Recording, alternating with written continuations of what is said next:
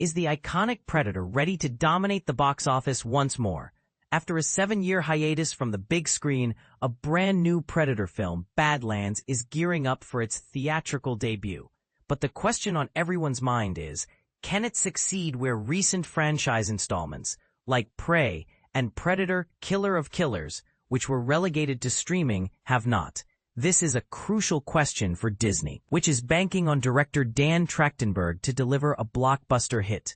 Early projections suggest Badlands might open with a domestic haul between $17 and $25 million next weekend, according to Box Office Theory.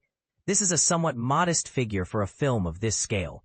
To put it in perspective, Disney likely aimed for something closer to Alien Romulus, which opened to $42 million and went on to gross $350.8 million worldwide against an $80 million budget.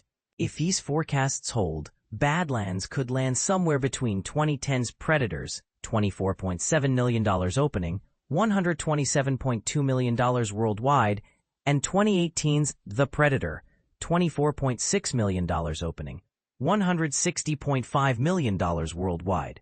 But this franchise has historically had a lower ceiling than the Alien series.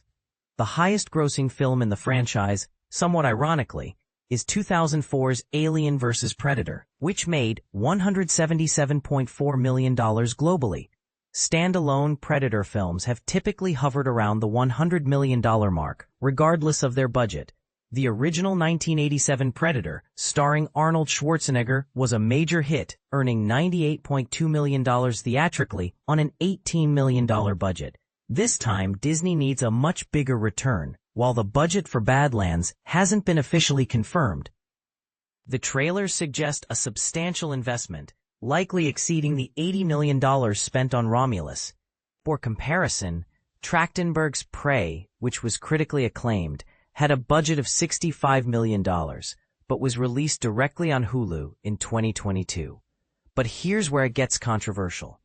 Predator: Badlands is set in the future on a distant planet and centers on a young Predator, Demetrius Schuster-Kolomotangi, who is cast out from his clan. With an unlikely ally in Thea, Elle Fanning, they embark on a dangerous journey in search of the ultimate adversary. Thea is notably a Weyland-Yutani android, which firmly connects the movie to the Alien universe. To what extent this connection will boost ticket sales remains to be seen.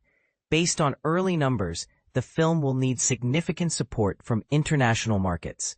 Romulus earned $245.5 million internationally, representing 70% of its total revenue, including a staggering $110.2 million from China. While Disney can't necessarily bank on a similar outcome, Badlands has the potential to perform well outside North America.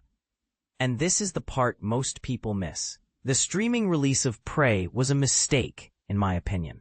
Much like what happened with Pixar, audiences have come to expect this franchise to be available on streaming platforms rather than in theaters. Tracking data indicates that many viewers aren't convinced this film is worth the trip to the cinema. However, if word of mouth is positive, things could change. The fact that this Predator movie is rated PG-13 could also broaden its audience appeal. The film is coming out after a relatively slow Halloween season at the box office, so viewers might be eager for a big-screen blockbuster experience. However, competition could be an issue, as The Running Man and Now You See Me, Now You Don't are also scheduled to open the following weekend. As it stands, Badlands faces an uphill battle. Predator: Badlands is scheduled to hit theaters on November 7, 2025. What do you think?